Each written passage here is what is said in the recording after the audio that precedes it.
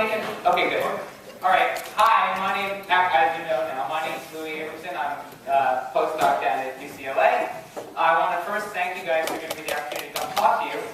And I actually don't really need to give my talk anymore because Jim already gave it all away. But hopefully some of the things that were just mentioned I'll elaborate on as we go forward. So anyway, okay, yeah, so I'm here to talk to you about galaxies, which if you don't know what a galaxy is, you'll know in a few minutes. And I'm going to, what I work on is I study how galaxies go from being small in the past and with not a lot of stars in them to being big now with lots of stars in them. The Milky Way is our galaxy. We're going to be following the Milky Way through my talk. And if you know from your observing, when you look at the Milky Way, there's a bunch of stars in it. But it didn't always have, it's forming about one sun's worth of stars per year. So you extrapolate that back to 10 billion years, and it had 10 billion fewer stars in it way back then. So I'm interested in the processes that shape and control how that history of how galaxies grow and change over time. And I have come to think about it very much in the same way as we think about how people grow and change over time. And it's a stretch, maybe sounding at first, because we're people, we have DNA, and we have agency, and galaxies are subject to a lot of physics. But I think I'm going to try to convince you, or at least persuade you over the course of this talk, that really there are quite strong conceptual mappings that are actually edifying as the physical processes that are really. Okay, so we're going to take a little tour through time, and we're going to follow this beautiful thing here. This is a movie made on a computer of a galaxy that ends up like our own, like the Milky Way is today. It was made in Caltech. And this is showing you exactly what we as observers want to learn, which is how this galaxy goes from being small way back when to being big today. And we wish, as an observer, I wish I had access to these beautiful movies.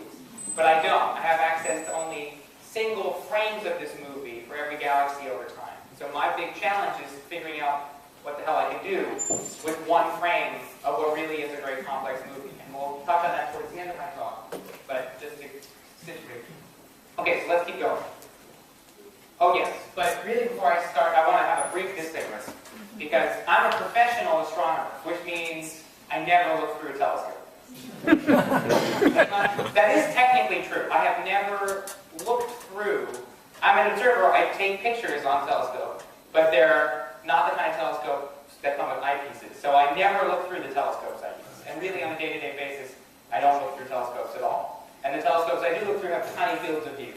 So you probably know more about the stuff in the sky that you can see how to navigate between Cassiopeia and Andromeda and Scorpio. You know, I could maybe point those out to you, but maybe not. So, you have quite a lot of knowledge in your room that I don't, in this room that I don't. And if you hear me trip up and say something that disagrees with your intuition, just yell it out. I'm an interactive guy. I'd rather this be a discussion than a lecture. So, anything, you have a question, comment, just scream at me. That's what's it's underlined. Okay. Okay, so here's what I think we're going to try to cover in the next 45 minutes. So, pretty simple in scheme. I want to first try to get us all on the same page with our ideas of what a galaxy is. It's pretty simple, so we'll spend a little bit of time learning what that word means to me. Then I'm going to sort of give you a tour through what we know of what I think of as the galaxy's life cycle. And we don't know that all the way back to birth, but we do know it's from sort of like toddler age to retirement. So I'll take you on a tour through that. And that's sort of the what that I study, but the why and how is about the physics that drives that. And so I'll at the end kind of touch on our very sort of touchy-feely ideas. They're not super hardcore ideas of what controls how this galaxy life cycle. But we can discuss that. And then at the very end, I'll talk to you about some problems that are contributing to our lack of certainty as the last bullet point. Okay. So, and like I said, along the way, I'm going to try to sort of frame this in the more familiar context of how humans, well, I will try to, how humans go through these same steps. Okay? All right. So part one, what is a galaxy? Okay, this is a galaxy. This is a modern galaxy, meaning if you were to go outside in the sky through your telescopes today and point at Andromeda, our nearest neighbor galaxy, for example, it would look something like this. This is not Andromeda, it's another nearby galaxy. And you can see that, actually, let me not tell you what you can see. Who has some comments about what this is? Spiral. Okay, so you see a shape, and it is what kind of shape? Spiral. Excellent. What else do you notice about it? Color. Colors. What about its color? What? Purple. Okay, purple. In astronomy, we only have two colors, though. We got blue and red. So, you tell me. So we're imagining yellow. Wait, when you say purple, purple is unfortunately a combination of blue and red, so that's sort of tough for me. You think it's blue purple or red purple? Blue. I agree with you. So this is a big blue spiral galaxy. And it turns out that being a spiral and being blue tend to come hand in hand. And we can maybe touch on that hopefully at the end of why. But so this is one kind of modern galaxy. The Milky Way looks, our own galaxy looks kind of like this. Here's another modern galaxy. Okay, who has comments about this? Global. Oh, we got another purple. Purple's out. Global. Oh, sorry? Global. Global. Is that what you said? Oval. Ah, can we, so the last one was spirally in shape, this one is Oval. oval, elliptical, spherical, rounder in shape. Right, we don't see those beautiful spiral ones anymore, we just see sort of a fuzz ball. In fact, it might look a little bit like a globular cluster that you see. What else? The stars are cheaper from dense. Ah, very good. It's denser than the last one. That's very important. That might be the most important thing. And what about one more thing? We had blue before. They're all yellow stars. Yes. So remember, we don't got yellow. If it ain't blue, it's red. It's a very yellowish In the red. introduction, you learned. I spent a lot of time thinking about red. So this is why. Now, so these are two modern images. This is a what? This is just what they look like, not really what they are. These are two images of modern galaxies, galaxies that exist in what I call the local universe, within a couple thousand light years of us. Okay? But back in the day, this is what they both look like. So now we got a blue spirally one and a red circly one. But both, and they look very different today. But in the beginning, they both look like this, which is just gas. So what I'm going to now tell you is that a galaxy is just a machine. It is the machine nature has invented to turn gas into stars. So almost all of the light we're seeing from either the blue spirally guy or the red not spirally gal, or whichever way you prefer, almost all of the light that you're seeing here comes from stars. In this case, all of it. In this case, almost all of it. So what galaxies are operationally, and as good a definition of them as anything, it's the machine that nature has invented that automatically, given a bunch of gas, usually turns it into a bunch of stars. My interest is, obviously this process can proceed very differently. So these galaxies do not look the same today. They both have been machines for turning gas into stars, but you have Ferraris and you've got semi-trucks, and they turn gas into emissions in different ways. And nature has done the same thing. So there's a diversity of galaxies. Some are still turning gas into stars. Blue means still turning gas into stars. We can talk about that later. It's not, it'll come out. But red means no longer turning gas into stars. And I'm going to call this alive and dead, because as a human, our job is to sort of ingest calories and then do things. And then when we stop doing that, we're no longer alive. So I'm going to use the same parlance and professional talk people in my line of work do. So, okay, so galaxies, the answer to part one of the talk, a galaxy is nature's machine for turning gas into stars. And this is their life process. And while they are engaged in that life process, they're alive. And once they stop, they're dead. And I'm telling you, I want to learn about the galaxy life cycle. So I'm kind of very interested in this question of what causes galaxies to turn gas into stars differently. What differently means, we'll get into. Okay. Any questions so far? We're all good. That's end of part one of talk. Okay. Okay, now I showed you two galaxies before. These are all galaxies. This is the Hubble Deep Field. This is a famous picture if you watch space websites or space documentaries. Everything in this picture is a galaxy. And galaxies are collections of billions of stars, tens of billions of stars, And there are tens of billions of galaxies in the universe, that's what you always hear. But just viscerally, this patch of sky is like, oh man, it's 4 by 4 arc minutes on the side, a little bit less actually, so it's much, much smaller than the moon. It's a tenth of the moon's apparent diameter across, a little bit more than that. So you can see, you guys, if you look at the moon, that area on the sky contains, 16 times as many galaxies as are in this picture. But everything here is a galaxy.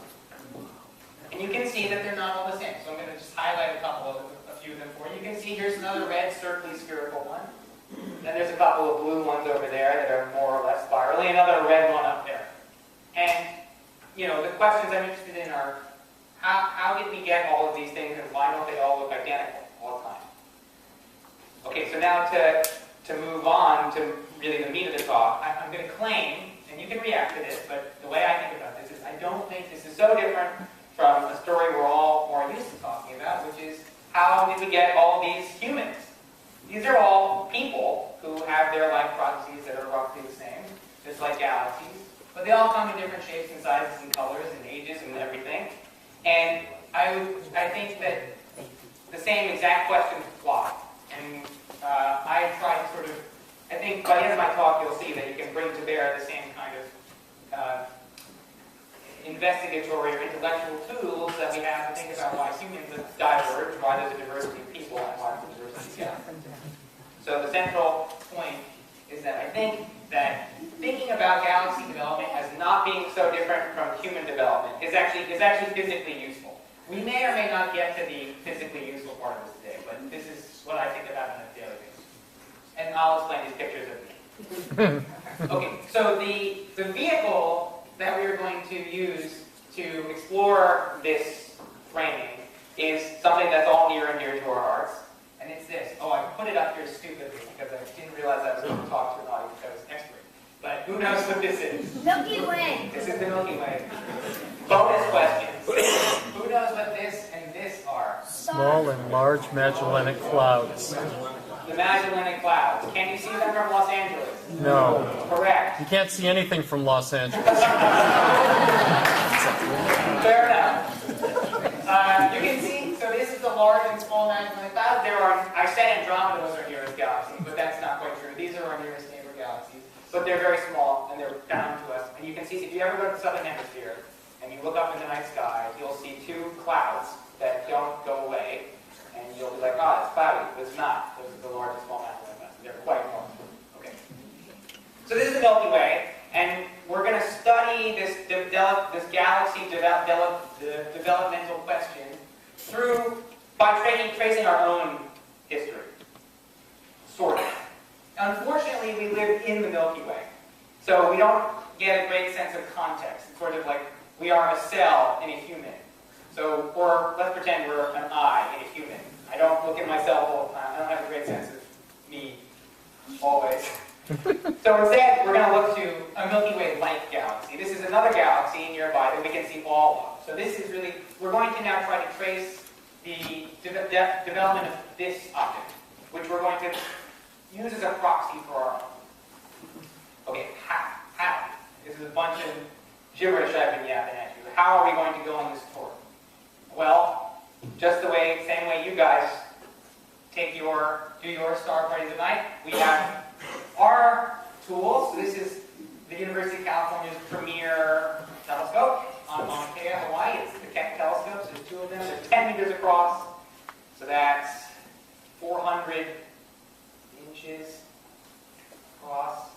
Yes, 400 inches across, roughly. They're not one mirror. They come in, they're made of 36 little tiny hexagon mirrors. But anyway, we're going to use, so astronomers have tools like this at our disposal. We rely on them, and we rely on things like the Hubble Space Telescope. So, which is nice because we get above the atmosphere, so we can get sharper pictures from Hubble, but it's a small telescope, so it's not as light collecting. So we want to see really faint things. It's sort of, we have access to both. But anyway, the point is, how are we going to use these things? We use them to veer out in distance, which I'll about to tell you is the same thing as looking back in time. So there we are over on the left. Here's the Hubble Space Telescope, but it might as well be Keck. Here's the modern universe, which houses these galaxies. There's the blue spirally one I was talking about. There's the red circly one I was talking about.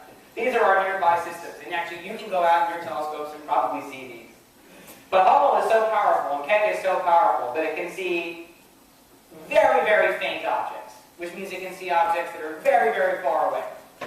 So Hubble has access to basically the entire history of the universe, more or less, to within about 1 billion years of the Big Bang. And basically, because you can see things that are farther away, and light travels at a set amount of speed, then you can see things that are further back in time. So as you look out at distance, you're looking back in time. Time and distance run in opposite directions.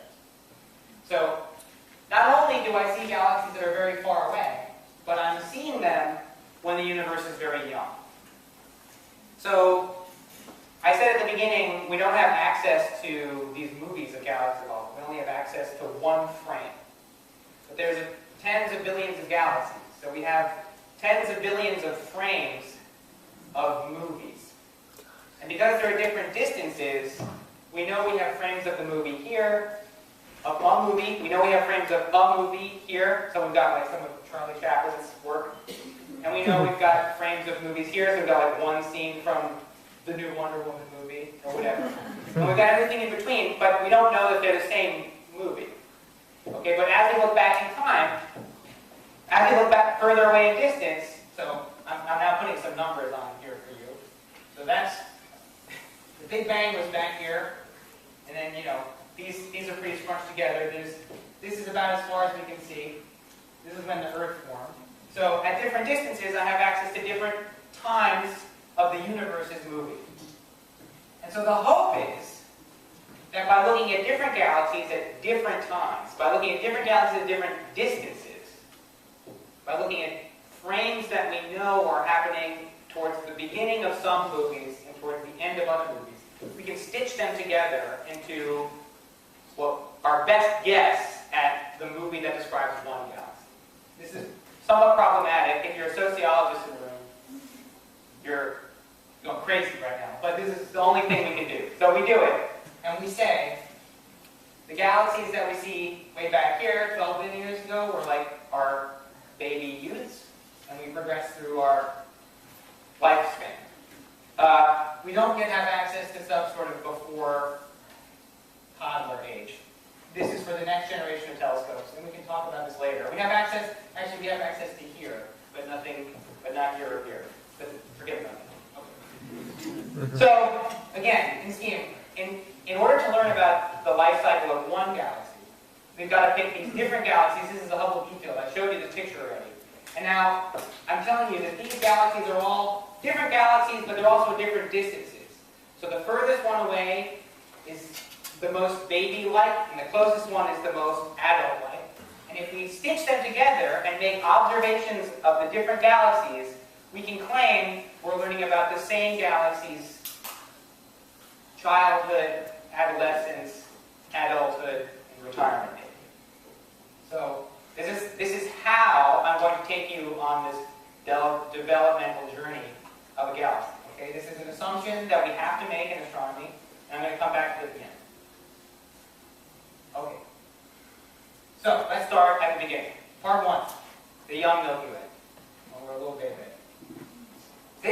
These are pictures of very distant galaxies. These are pictures of some of the furthest galaxies that Hubble can see. So this is light that was generated more than 10 billion years ago. The universe is 14 billion years old, so this is coming from very, very early stages in the universe's existence. And what they are, they're ubiquitously blue, which means they're ubiquitously turning gas into stars. I said at the beginning, blue galaxies are doing their thing. They're turning gas into stars. So this makes a lot of sense. The furthest galaxies that we can see were very vigorous. They were growing. They wanted to take all that gas around them and turn it into stars. So young galaxies are blue galaxies, and vice versa.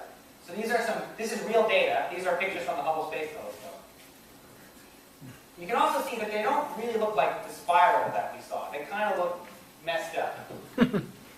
They look irregular. They look blobby and bumpy. So we don't have access to the movie, but people who are theorists can put the laws of physics into a computer and press play, and they can make movies like the one I showed you on the first page.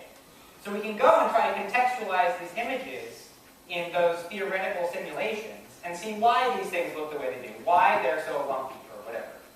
So now I'm going to play, from the same movie I showed you at the beginning, I'm going to play you the time slice of that movie that corresponds to the time of the universe when I just showed you those pictures. Okay?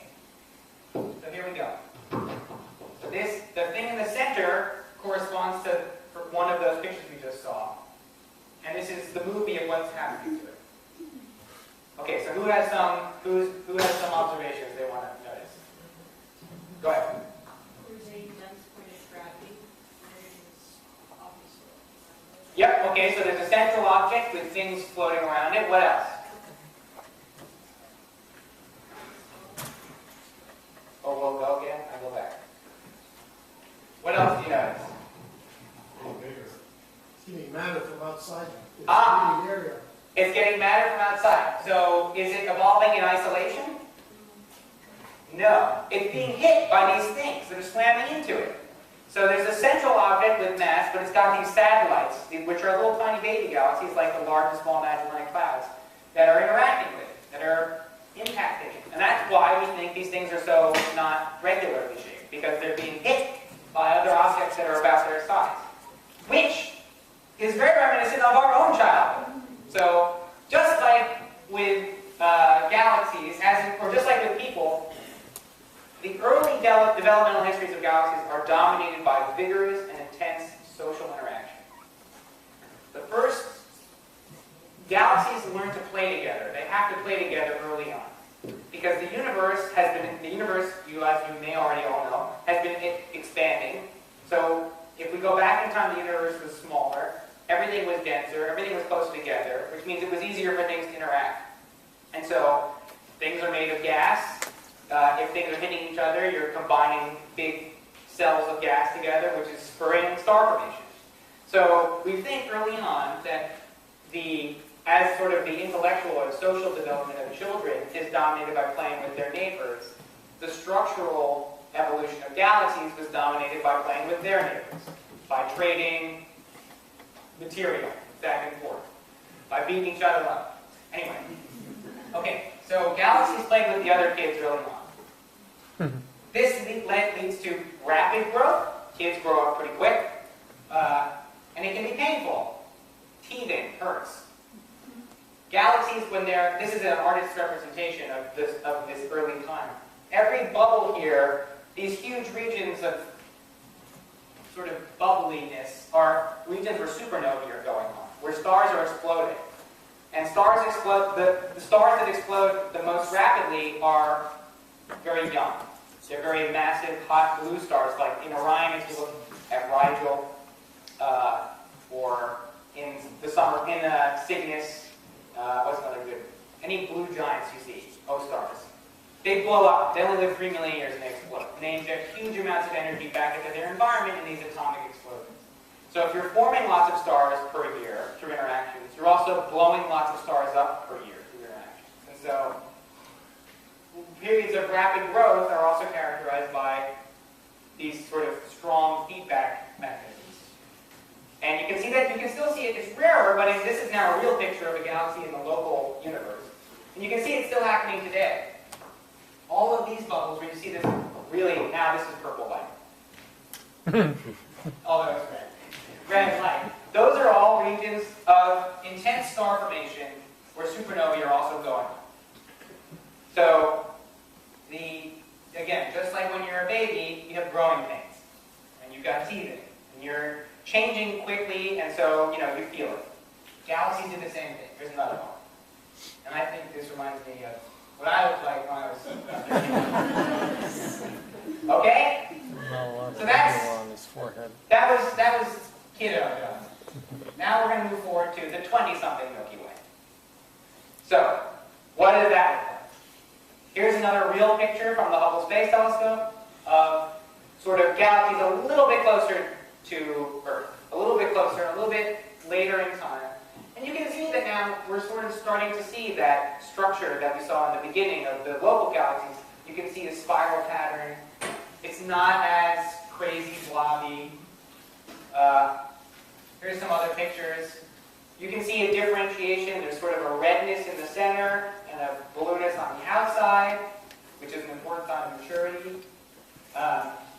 You can see, though, that there's still these big balls over there on the bottom left, over here, where there's lots of starfish happening. So these things are growing rapidly still.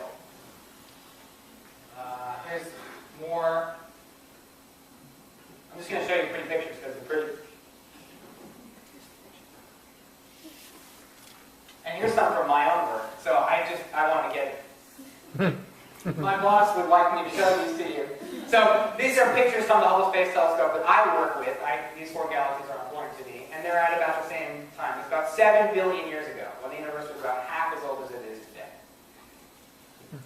And just the scale bar here tells you this is 15,000 light years. That's the scale bar, the big bar, 15,000 light years. Okay, so those are the pictures. Now let's look at the movie. So again, this is when the universe was about half its current age. You can see there's still some interaction, but the galaxy, all of those infalling blobs, they're not there anymore. And instead, the galaxy is mostly by itself. And it's spinning up, and it's not this amorphous blob anymore that's got stuff streaming all over the place. It's really much more like a disk and a spiral. Okay? Ends like this. So, in this period of development, just like in people, we're developing an identity. You're done with childhood, you've gone through elementary school, you've gone through high school, you've gone through college, you're 20-something. You're making some mistakes, but really you're on a trajectory that you hope will continue. And unless something really, crummy happens, it probably will. So, just like as people start their young professional life, you're still growing vigorously, you're doing lots of things, you're energetic, but you kind of know who you are and you have a plan. Galaxies, same way. Galaxies sort of took and they solidified their present-day structure. They stopped changing shape about 5 to 7 billion years ago, which is why you could see in those pictures I just showed you reminiscent features of the modern universe. Those galaxies didn't look crazy different from the ones I showed you on the first slide, even though it's 5 billion years earlier in time. Okay, so that's the 20-something Milky Way. You can see that ends sort of like where the Earth formed, about 5 billion years ago. What happens between then and now is middle-aged Milky Way. So, which makes sense, right? I just told you we just stopped at half the age of the universe. That's by definition middle age. So anyway, now, this is the phase that the Milky Way is currently in. Here's a middle-aged galaxy. Here's another middle-aged galaxy. These are the real pretty ones. Now, these are in the local universe. Again, they are massive. Many of which, yes, question. Would that be considered a bar galaxy? Yeah, this is a bar galaxy. This is what we would call an SAB. Will it develop into a spiral? It is a spiral. So you can see spiral arms, but it's a barred spiral. So we call them, spirals have 2 branches. They've got bars and the non-barred spirals. And this one is this is a non-barred spiral. This is a barred spiral. But I consider them both spiral galaxies because they've got dominant star-forming spiral arms that you can see. Even though they do have a lot of mass in the bar. So they have a paunch. But they're still fighting. They go to, what's it called? They do CrossFit. Or whatever. But yeah, they're mature. They're not going to win any fights anymore. But they're still, And I should note, these galaxies do and have always dominated the mass budget of the universe. So that's a lot of fancy words. What do I mean? Most of the stars in the universe live in galaxies that have looked like this forever. So no matter where you look, way back until the very early times, galaxies that are sort of middle-aged are where the universe puts most of its stars. There are more smaller galaxies, but they're not quite as many of them that you need to make up for the fact that these things are so big. So the Milky Way is sort of like where the universe likes to put stars, that Milky Way type galaxies. More massive than us, there aren't a lot of them. Less massive than us, they just don't have enough stars. So just trivia. So sort of like, I would bet baby boomers dominate the finances of the United States. I would bet these galaxies dominate the star budget of the universe. Question. Yes, In this age group, yes, do you have, in addition to stars, do you have ellipticals Yeah. and irregulars? yep. No regulars, no regulars. So the regulars are either older or Younger, older. they're younger. I mean, This will get us into something at the end, which I hope we have time for. Let's not use old and young, let's use mature and immature. Because everything's the age of the universal, but they're immature galaxies. So what drives the difference between a spiral and elliptical? Is gene pool kind of fun? I don't know. Maybe in a few slides, we'll talk about it. Yeah, I'll get there. And if I don't, yell at me. Okay, so here's the movie now version. I showed you the data. Here's the movie. And again, it started the movie as a spiral. It's staying a spiral. It just put money in its pension fund. It's just building. It's paying off its mortgage. It's, I don't know, raising its kid. But it knows who it is. And it's just sort of doing its thing. And it will do its thing. It's doing its thing till today. It bought an order track.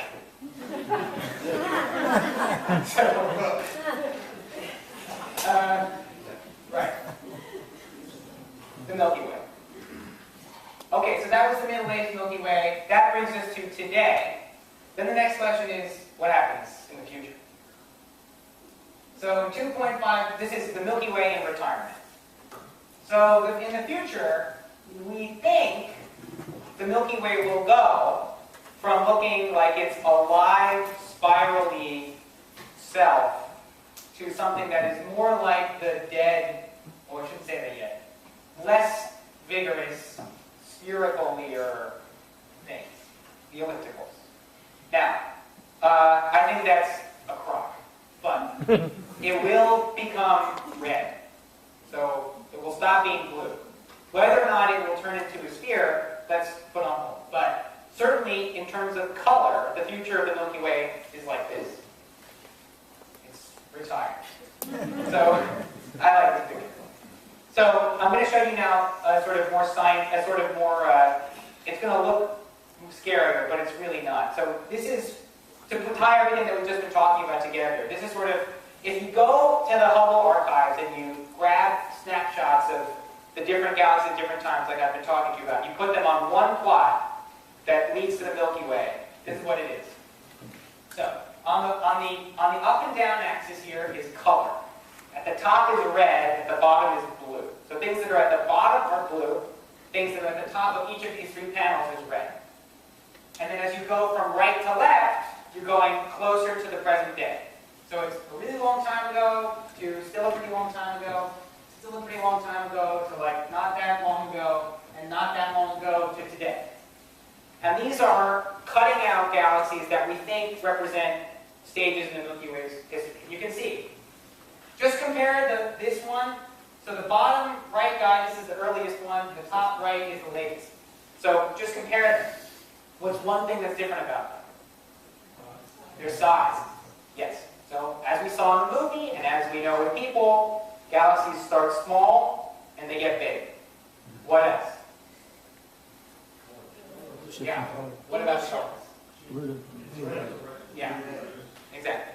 So the developmental history of galaxies, at a minimum, is to go from small and blue to big and less blue, big and red. That's what all galaxies do. And we know this now. I mean, we didn't know this. We didn't know we knew it really until about 10, maybe less than 10 years ago. We knew it. We've known it since the 60s. But we didn't have these beautiful pictures to put in line to show you. We couldn't make measurements about these things until after 2009, when Hubble got a new camera. So this is kind of impressive that we can do this. It's 10 billion years ago. That's a lot of years. And you can see each of these beautiful little pictures on its way. March upwards and to the right.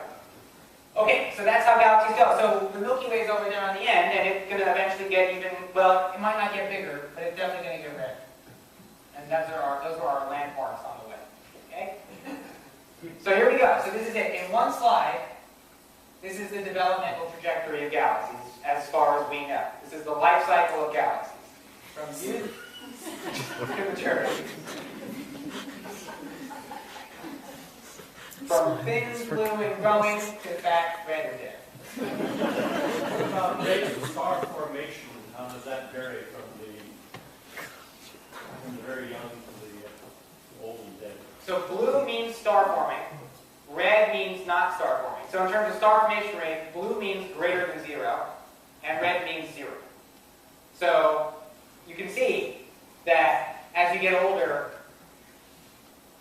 it goes down. But we don't have any semi-quantitative measure. We do. So we have basically galaxies like the Milky Way. Their star formation rates have fallen by a factor of 10 over the span that I sort of showed you, roughly, in the mean. The individual galaxies do crazy things, but in the mean, Milky Way type galaxies, and I'll show you a slide on this at the end, the average Milky Way like galaxy has had star formation rates fall a lot. So you can see that in terms of color. I'm lying to you a little bit. I'm generalizing too much. It's really the star formation rate per unit mass that falls a lot. So it's not, because, as people get bigger, they get stronger. Like you can probably bench press more when well, an ant is much stronger than a person in terms of its body mass. I'll put it that way. So like an ant can lift many more times its body weight than a human. But humans can lift more weight than an ant. So in terms of the amount of weight you can lift per your own weight, galaxies just plummet as they grow. Small things can bench the most for their weight, whereas big things, and when you're really big, you can't even lift the bar. But okay, yes, and so I need not say this. I'm sensitive about this slide, but the point is, just like people, all galaxies, as far as we know, well, I'm going to impose this. As far as I can tell, all galaxies eventually reach this point of not being able to turn gas into stars anymore. So all galaxies eventually look like this. So with the Milky Way, it's not necessarily going to be an elliptical, but it will be a sort of an S0 galaxy, which has a disk that's red. So it'll be round. You could even see maybe vestigial spiral arms, although none of these seem to have. But the Milky Way and all galaxies will join this club of just things to sort of chill out. Yeah? Off-peak question. Does all spiral galaxies have black holes? Yeah. As far as we know, all galaxies have black holes. So through your studies or whoever else is working with you, how does that play in a part of a galaxy aging? That's a very good question. And a topic of intense debate in my field. There is a lot of thinking, and we'll get into this in 1 second when I get to the causes. There's a lot of thinking that a black hole, the presence of a black hole, is absolutely critical in making the last jump. Like, you get beaten up a lot over the course of your life, but the knife that ends up killing you is the black hole. There's a lot of people who think that. I don't, but it looks like many people think that the activity of the black holes tend to have jets, and these jets galaxies are surrounded by gas always, Right. but it's hot, and stars form from cold gas. I don't want to get too much into this. So if you can keep heating the gas, you can freeze it out so it never forms stars. You can, sorry, that's a bad word. You can keep it from ever collapsing because it's hot and pressurized. And they think that the black hole might power that heating. So you would say it's the engine of the galaxy? It's not the engine of the galaxy. It's an engine in a galaxy whose emissions may be important in this blue to red story. Okay. Was there one more question? Or? Yeah, there's two more. You go first, and then, because you've asked the questions, green shirt, sorry. And then you come in next. Go ahead. It sounds like you're saying that eventually the universe will go dark, Not dark, red. but from red to eventually... Nah, once it's red, it just stays there forever. The red stars live forever. Red stars can live 1 trillion years. But eventually, when will that grow up? I I mean, I don't think okay, so the answer is I don't know, but not really. They're just going to sit around being red things forever. They don't exhaust their hydrogen. I mean, I suppose maybe in many trillion years. But I don't know is the short answer. But not when you're talking about eventually on any sensible time scale. No. Yeah. I was noticing that you could probably crucify me for this one. I won't. I'm not even close to being. I didn't bring a hammer or a nail. Especially, the confirmation that most or all galaxies have the presence of a black hole, which we do know acts like big vacuums, supermassive vacuums. It would seem like you're watching the galaxies. Well, at least the black hole suck things in, and what is being created from this vortex of things being sucked in is the galaxy itself, and at some point reaches a point where it is so condensed together, it's kind of dead. Good idea, but it doesn't happen. So black holes suck in things nearby them, provided they don't have a lot of orbital speed.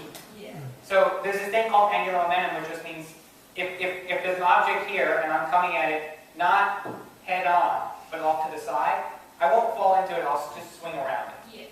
And you never lose that. So they can have a big disk around it of things that it's never going to suck in. Yeah, don't need crucifying. No, I'm not crucifying you. It's a good question. But black holes don't ingest the galaxy, per se. We can talk more later. And one more, and then I got to keep going, because I'm probably way late. Did you say the youngest galaxies are the furthest away? By definition, in some sense, yeah. So I'm tossing words around here like they're meaningless. Okay, now, the youngest galaxies that are furthest away, is the velocity of those galaxies relative to us, our velocity relative to them the greatest? Yeah, but Then why isn't there a redshift? there is. So why would they seem blue if this is... They seem blue once you correct for redshift. In the observed frame, they're quite red, but I don't want to get into that. But once you go to the rest frame optical, they're very blue. But we observe them in the infrared. Okay, so I've said a lot of stuff. I've told you a lot of stuff about what we know is happening through observations, but I haven't told you what we think is causing any of that stuff to happen. So let's get into it a little bit. Okay.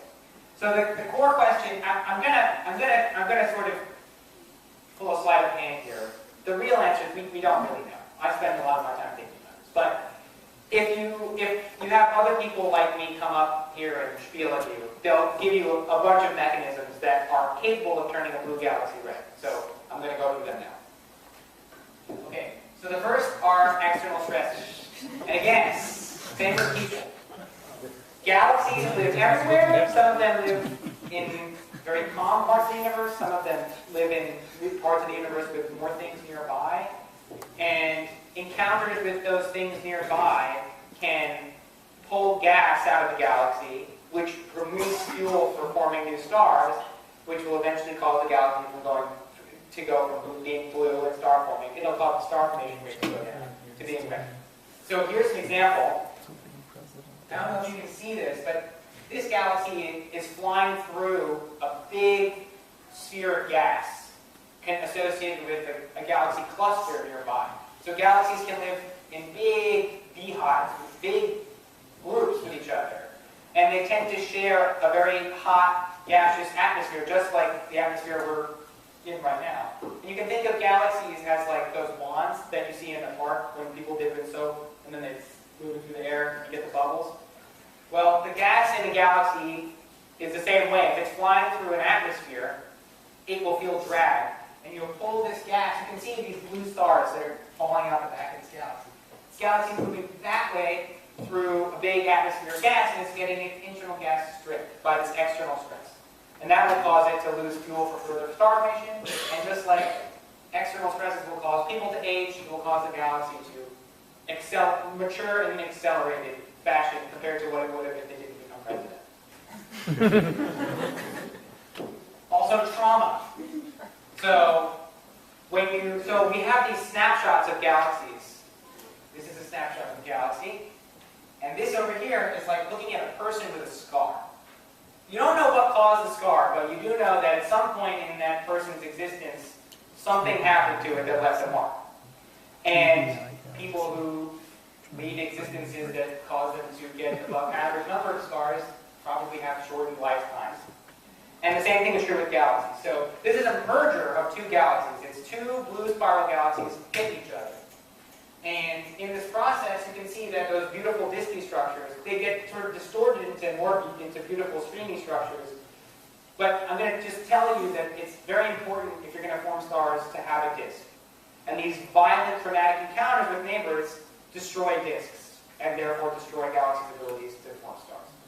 So trauma will also kill galaxies. This will happen to the Milky Way in a number of billions of years. We're going to hit Andromeda, our nearest big neighbor, and it's going to do this. And there's a video which I might show you if I have time.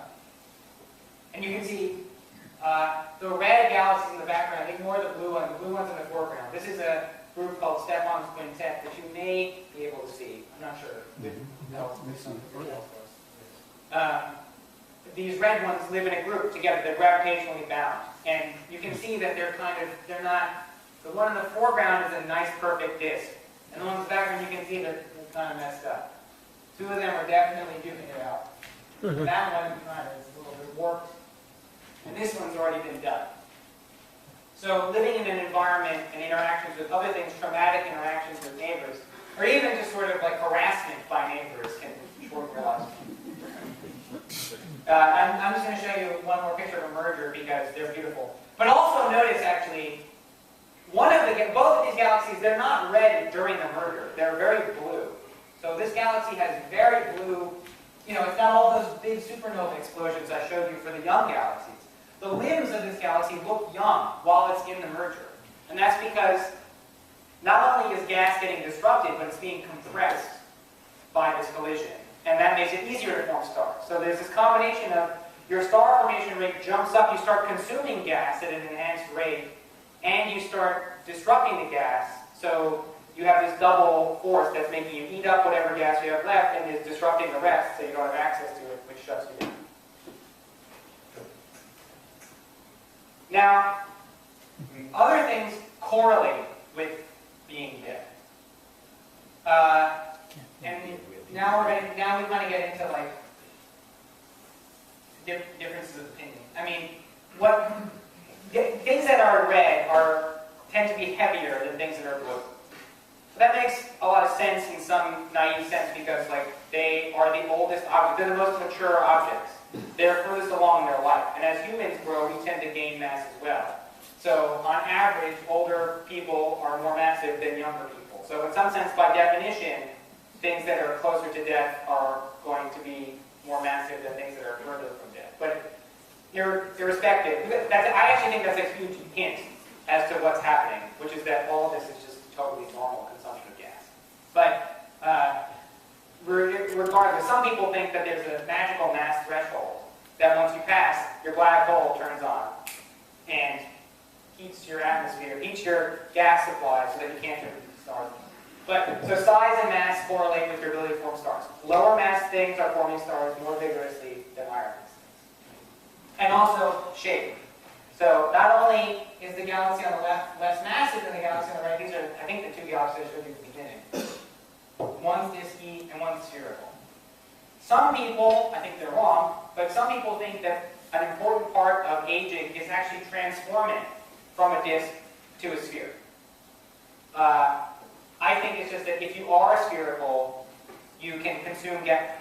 So things that are spherical now probably grew up in very early environments where they were, remember that first movie I showed you had things impacting that central object?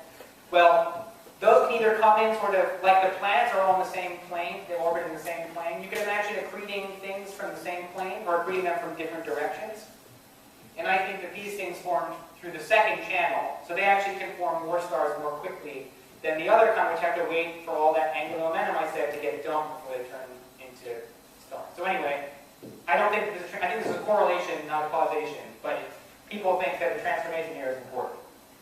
And actually, even within galaxies, we know that the spherical parts are not forming stars, and the disky parts are. So in the Milky Way, just like in this galaxy, the center is red. I was showing you this before. You saw the centers of galaxies were red, but the outsides were blue. And the centers are also spherical, and the outsides are distant. So geometry may play a role here. Is that edge gas? Yes. Say again? I guess he just answered for me. Is the edge gas? The gas Of the content galaxy. in the edge is higher than the center. Yeah, it's stars as well, but it has a higher gas fraction. Number of pounds of gas per pound of star is higher on the outside than it is on the inside. Also, certainly, another thing that's corollary, and we don't know how to determine if it's causal, is where a galaxy was born, or where it lives today. So we know that things that are isolated tend to be star-forming, tend to be alive, tend to be vigorous, tend to be hardy. They're the frontiersmen. It's the same thing with people. They're the people who live, they have healthy lifestyles, they're very active. They may take longer to mature, though, because they're not exposed to so many other influences compared to people who live in cities. I went to college in Manhattan, and I know that the people who I met at college who grew up in New York City were far more, they were hip to ways I was not. Having come from the suburbs. So people mature faster in cities, is an argument. And certainly, when you look at galaxy cities, all the galaxies are dead. There are these things called galaxy clusters. Coma and Virgo are the nearest ones. You can definitely see those through one of your telescopes. M87, if you look at that, is the center of the nearby galaxy cluster. Almost all of the galaxies in clusters are red and dead, and mostly spherical. So, things that live together, these are two pictures. This is a real picture of a galaxy cluster. Everything in it is red and spherical. That's a real picture of an isolated galaxy, and it's alive. And as far as we can tell, almost no galaxy that lives in isolation, they're below a certain mass range. Almost all galaxies that live in isolation are alive. Not a single galaxy in isolation that sort of light is dead there. And that's not true once you get into cities. So there's something about being in large collections of galaxies that's unhealthy, or at least that causes you to mature faster. And it could be that there's a higher interaction rate. It could be that this gaseous envelope is stripping your gas faster. We don't really know what it is, but there's definitely correlates. An environmental influence is definitely apparent. So here's just another picture of that. Traffic.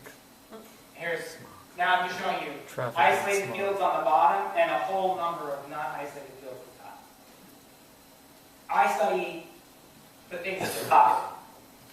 Wow. And in some sense they're very boring because everything in them is dead. Okay. So I'm going to so we've been talking, there have been nature influences and nurture influences. If I can collapse the previous 10 minutes of my spieling into two buckets. There's things that happen to a galaxy after it's been in its 20-somethings and established itself. That's like the trauma. That's the collisions. That's flying through an atmosphere that I don't like, the external stresses or whatever. And then there's nature. There's things that are intrinsic to the galaxy's essence, its size, its shape, its mass. So, we can think about this like child development, nature versus nurture. But I'm not 100% sure that those two things are so distinct. We know that childhood is an important phase of human development. And childhood is both nature and nurture. If you get lead poisoning as a kid, that's going to lead to damaging effects, even though it has nothing to do with you. And you can also be born with severe handicaps that might lead to the same outcomes. So childhood is very important. So destiny might be what's going on here. And I'm going to show you, this is the only plot I'm going to show you in the entire talk. I'm an astronomer, I have to do this. I'm sorry. This is how I work. So don't worry about it. On the bottom axis here, this is the Big Bang, and over on the left is today, just like when I showed you that graph before. And on the y-axis, on the up and down, on the vertical axis, is the number of stars formed per year in the universe. And what happens? At very early times, there's not a lot of star formation. We're down at the bottom. And today, there's not a lot of star formation. But in the middle, there was a lot of star formation. So the universe went through this curve of being not vigorous, being vigorous, and now it's not vigorous anymore. In fact, 94% of the stars that will ever be formed have been formed. The universe is quite close to being done. And I just think this is exactly what happens to this is the same thing that happens to galaxies. You start with, at the beginning of the universe, just like I showed you at the first slide, there was just gas everywhere. But there wasn't a lot of dense gravitational sites, maybe because of black holes that hadn't formed yet, to collapse all that gas into star formation. So the first thing that happens is you have a huge gas-rich environment, which is the universe, but no place to turn into stars. Then gravity starts collapsing structure through just pulling things together. Now all of a sudden, that gas has a place to nucleate and turn into stars. And it doesn't, and it runs away with it. And then at some point, you start running out of gas. And you got all these galaxies, but just you don't have enough gas to put in them to fuel star formation, and so things start shutting down. And that has happened to the universe. This is not for a galaxy, this is for the entire universe. This is the history of the universe. But you can apply this very, very well to individual galaxies and get all the sort of data I showed you right. Just things grow because they have a lot of gas but not a lot of places to form stars, and then at some point that turns over and they have not enough gas and they just sort of slow down. Whether or not they slow down enough, we don't know. So that's my thing. It's all sort of built in from the beginning. If you just say, here's how much gas you have. Okay, I said this already. Okay, now, just to finish up. I don't know how long. Oh, way too long. You're fine. You're fine. I'm fine? You're Okay. fine. You're fine. Summary, and then the why. I'm going to tell you why I'm lying to all. But, okay. So what did I tell you? We wanted to know, these are the same picture, Hubble deep field. Every one of these is a galaxy. And fundamentally, I've been trying to tackle this question of, you have two galaxies, how did one get one way, and one got the other? And I think this is really a question of the histories of these galaxies. Just like, I think if you want to know about why two people are different, you have to know something about their histories. And then I showed you this thing, which I claimed was a history of galaxy. And we learned that galaxies go from being small and blue. Actually, we learned that a galaxy goes from being small and blue to big and red. But really, this is something that I think I've briefly mentioned now a couple of times. Like, oh well, hold on. And then from that chain, I've given you a bunch of possible causes of things that influence a galaxy's history. We had trauma, we had external pressures, internal forces like size and shape, or gas runs out, inevitability. It's all built in from the beginning. Black holes are in here someplace. But all of this is sort of built on this sort of weird fact that I actually don't know about the history of any galaxy I've talked about. I've reconstructed it from different snapshots, different images in the home movies of different galaxies. And that's because, you know, look at these numbers. It's 12 billion years, 10 billion years. Earth formed 4 billion years ago, and that's like, by that time, the universe is way, way, way down. It's, you know, it's already done. These are billions of years we have to watch for things to happen, and we lived for not that long. So now we have to disengage. This is where my metaphor is going to break down, because the human existence is not even a pixel on this. It's so ridiculously small. We don't have the ability to watch even a tenth of one of the frames of those movies I've been playing. So we're stuck. We're never going to get the actual movie of a galaxy. And even if we did, it would be such a small part of it that it wouldn't tell you anything about the plot of the movie. We're interested in the plot of the movie. So we're forced. We have to do this. We have to look at different distances and stitch those different parts of different galaxy histories together into a narrative. We have to. It's just really hard, and I don't think we've really got, you know, it would take a lot to convince me that we're currently doing that right. We're not doing it wrong. Like, everything I showed you is totally reasonable. But what I showed you is, you know, saying things go from being small and blue to big and red is like saying people go from being a baby to being an adult. Like, that's true. How informative is it? And the fact of the matter is we don't know how informative it is or not. We don't know, you know, none of these people are the same. That's been something that I've cleverly done. None of these people are the same. And I don't know why this guy's childhood should be described by this picture. So you can so anyway, this is, and I'm not going to say anything wiser about this. This is just the reality that we're stuck with as astronomers. And this is something to keep in mind.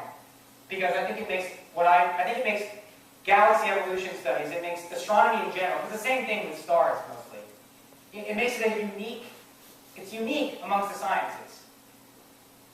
No other branch of science has this fundamental epistemological barrier where you're saying, I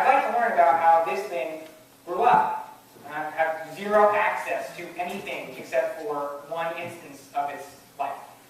Yet, we persist. So, just to put this in sort of a more solid context, we can watch. I can now replace this movie, those pictures on the bottom, with the pictures of one person. Like, these are all pictures of how my sister grew up. I know a lot about the forces that have caused my sister to develop from the cute baby she was to the impish, horrible creature she is today. I was one of those forces. Our interaction cross-section was pi. My sister is not a galaxy. I don't have that ability.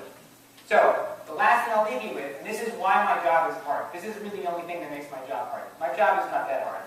I sit at a computer and I write crappy code. But I have to think really hard about it because the situation I find myself in is this.